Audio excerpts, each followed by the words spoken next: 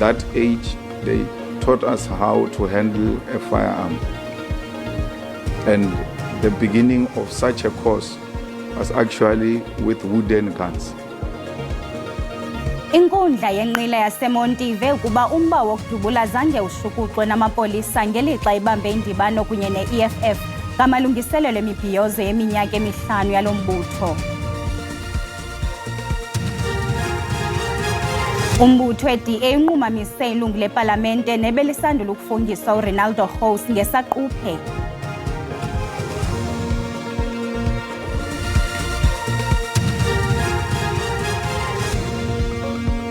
Siziphekile sazibonda ngoku lilixa lokuba sizophule singaphosanga maseko masinirhabulise kwibhekile yasemini nje.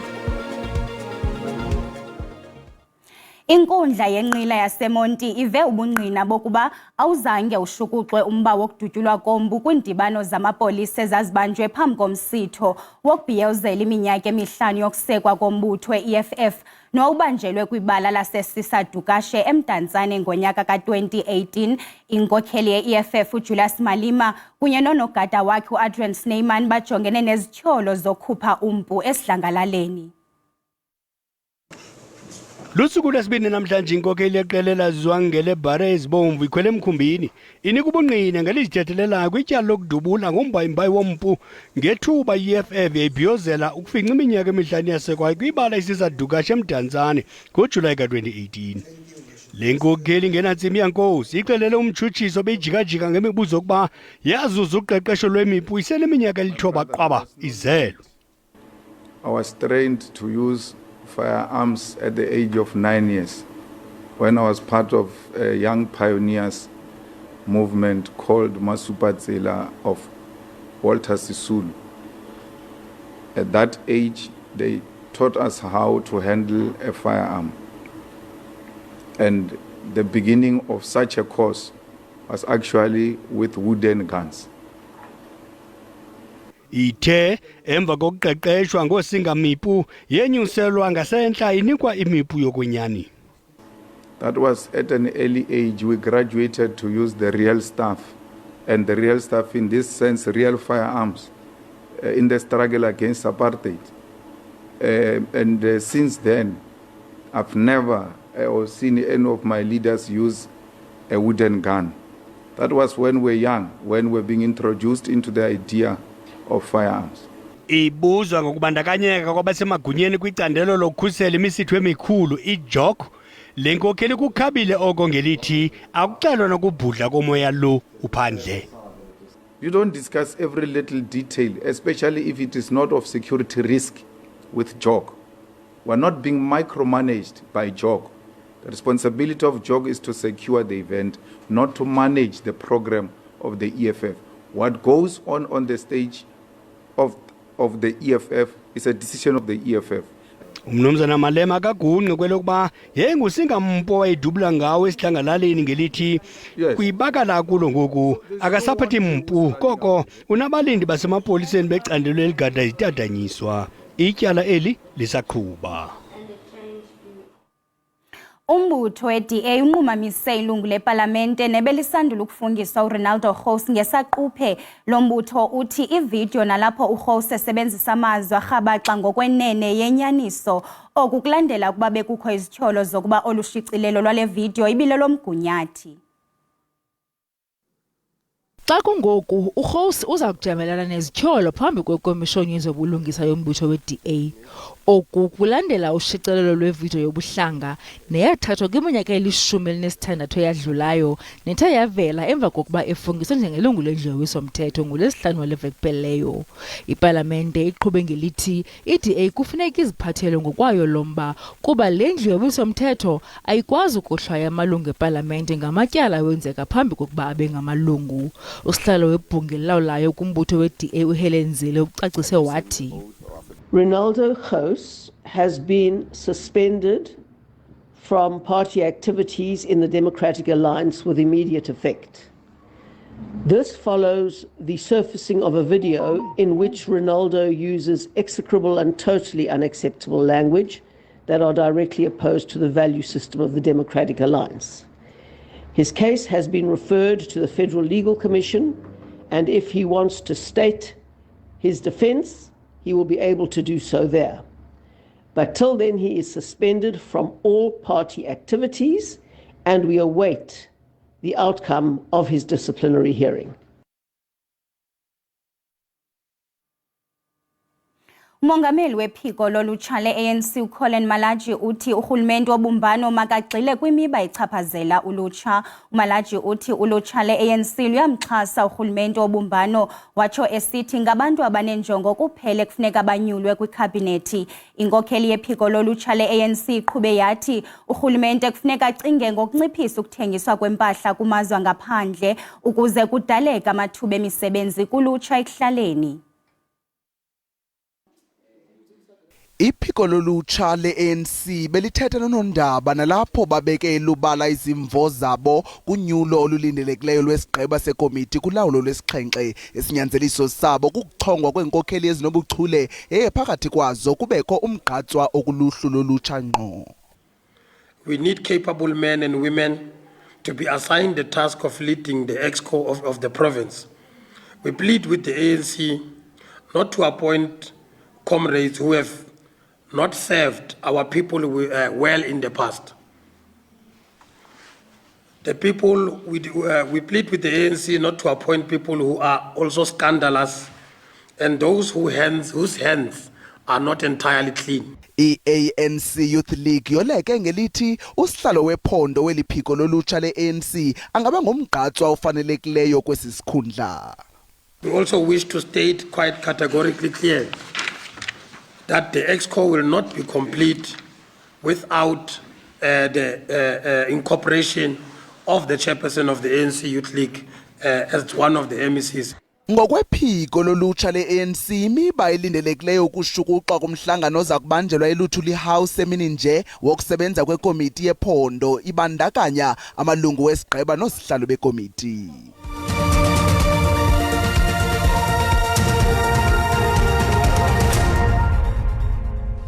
Sinamkele kwakhona kwindaba ze-SABC1 uyakwazi ubukela kwakhona ezindaba kwijelo le-YouTube ngokuthi SABC indaba zesiXhosa. Ukanti xa ubukele sicela ucofe ulike ze uba ukwamcofa usubscribe sibongoza wenze njalo. Kwinqaku lokuqala sithe inkundla yenqila yaseMonti ive ubungqina bokuba awuzange ushukuxwe umba wokudutyulwa kompu kwindibano namapolisa ezazibanjwe phambi komsitho wokubhiyozela iminyaka emihlanu yokusekwa kombutho we-EFF nowawubanjelwe kwibala laseSisadukashe eMdantsane ngonyaka ka-2018.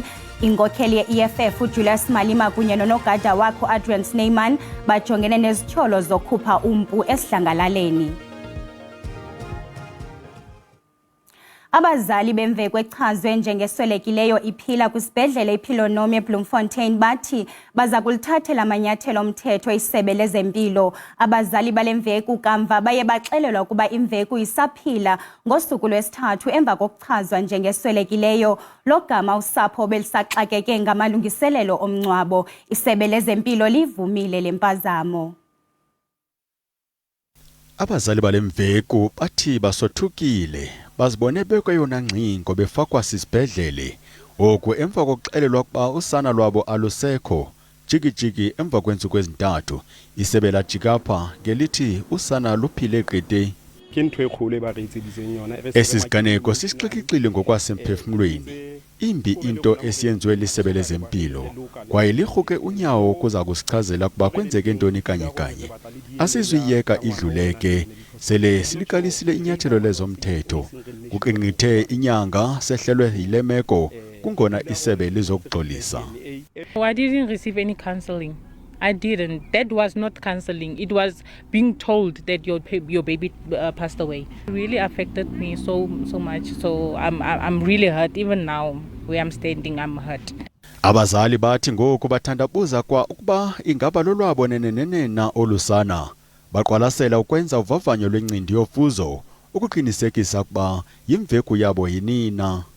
I'm raising a child that I doubt it's mine. The way the people of Philonom treated us, that made me doubt more. Isebe lezempilo liyanqwala kuba lenze ububhudyu. A mother whose baby was live was by mistake given a referral letter that had the details of the story of the mother whose baby had passed on. The hospital did all that it can to rectify the mistake by making sure that the correct mother receives the right baby who is alive. So we apologize profusely as the hospital about this mistake. Isebe likwathi liza kulunika intuthuzelo ngokwasemphefumulweni olusapho. Luluncede nangovavanyo lwe-DNA. Ikomishoni yokhuphiswano yokuphanda ngeemalike zemveliso yolimo ifumanise ukuba amafama asakhasayo afumana ubunzima ukungena kwiimalike ezinkulu zokuthengisa imifuno neziqhamo. Oluphando noluqale ngomhla wama-31 kwinyanga kaMatshi ngo-2023 luphande indlela zongakhuphisani kweli candelo lokuvelisa imifuno. Kule veki le komishoni ikhuphe ingxelo ePitoli. Amafama asakhasayo afumana ubunzima obumandla ukungena kwiimalike zokuthengisa imifuno emitsha. Oku ke kubangele ukuba ikomishoni ivule uphando ngalenyewe. Oluphando ke luthe lwadandalazisa phakathi kweminye imiba ukuba kukho iarhente ezine kuphela kulo lonke eli nezijongene nomyinge we-90% kweli candelo. Oku kucace ukuba yenye yeengxaki ezimandla nezingomnye wonobangela wokuba kungabikho khuphiswano olululo, nto leyo ekhokhelela ekubeni zingabikho elubala ezinye indlela zokungena kweli candelo.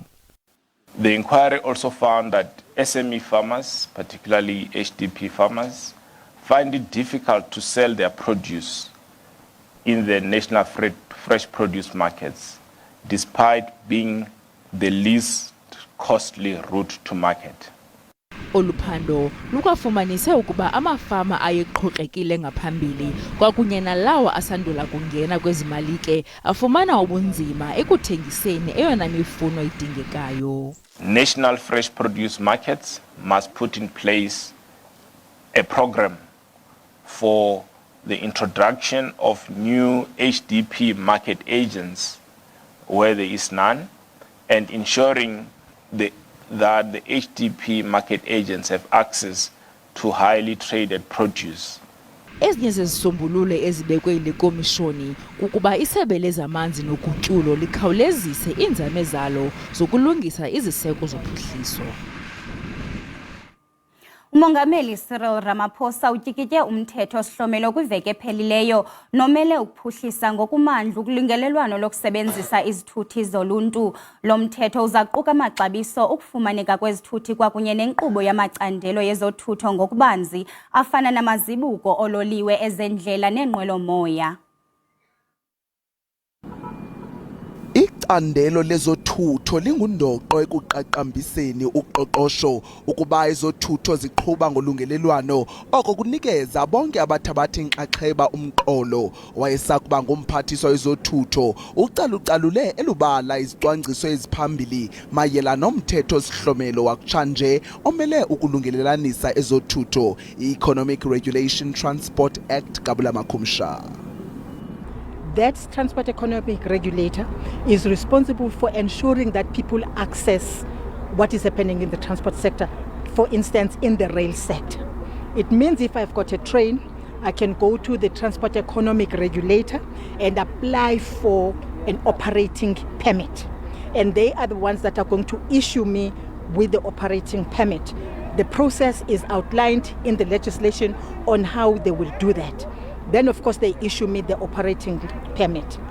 I have to pay something as the operator, and it is also will be the responsibility of the regulator to decide on the cost. Naliphina iqumrhu belithabatha izigqibo kuluhlu lwamaxabiso neerhafu eziphathelene necandelo lezothutho liza kususwa ngulo mthetho sihlomelo wolungelelwaniso kwezothutho omtsha. If, say, for instance, we've got any regulator in the transport sector that has a function of tariffs that is economic regulating as well, then we're going to take the function, not the regulator itself. Uchikunga woleke ngelithi uMzantsi Afrika sele unazo izicwangciso ezibekiweyo kwicandelo leenqwelomoya nokuza kwenza lo mthetho sihlomelo ukuba uphumelele kumacandelo angamanye wezothutho kweli. ukanti uChigunga uchaphazele nokuba icandelo lolungelelwaniso lwamazibuko kweli liza kuba liziko lokuqala ukunxulunyaniswa kulungelelaniso loqoqosho lwezothutho nanjengoko ziqhuba imisebenzi efanayo. Lo gama amanye amacandelo namaqumrhu anxulumene nezigqibo zoluhlu lwamaxabiso nerhafu eza kuba inxalenye ekuhambeni kwexesha. Njengesiqhelo masiphosa amehlo kumagqabantshintshi ezithe zaqaqamba kwihlabathi siziqale kwisiqithi iVietnam. Umongameli Vladimir Putin waseRussia kutyelelo seburhulumenteni eVietnam ngenjixukuxa namhlanje. iVietnam igxekwa kabukhali ngamazwe asentshona ngokulala ngengubenye neKremlin kuqhoqhozwano neUkraine. Kwaqu eMexico abalimi beponyoponyo basungule urhwebelwano neMelika emva kokunqunyanyiswa kwexeshana. Se pusieran de acuerdo, me refiero a tres niveles. Uthi usuku nosuku singathengiseli iMelika eziponyoponyo zethu silahlekelwa ingeniso eqikelelwa ku 7.5 million yedola. Pero me gustaría en primer lugar umthubi okhenkcezisiweyo, imithunzi kunye namaqula okuqubha anomtsalane ukhawulelana nehlobo elixhobe ngengqatsini yelanga nobushushu obugqithisileyo. Just try to do whatever you can to stay out the heat wave. We have free water centers everywhere in the city of Columbus. Amaqondo obushushu eNew York, eChicago, eDetroit nasePhiladelphia aqabele ku-97 degrees nowelanyayo ukususela ngo-1957. Kwaqu eKhaba kwelama-Arabhu. Angaphezu kwezigidi ezibini amarhamente angungelene kwitempile iHajj. Isithwakumbe sesokuba kusweleke abantu abangamakhulu 560 ngenxa yengqatsini yelanga. Xa siqwela ingqokoqo, aba besakuba ngamabanjwa eArgentina basungule inkqubo-mbaliso ngoncuthu-mazangwa lomculo ocangcatha kumahlandinyuka okunkolonkoloza kwabo kwezimnyama izisele. Inkqubo-mbaliso yamabanjwa ethi ezontsuku iza kuboniswa eEurope ukuphela kwenyanga yesilimela. Qonqololo.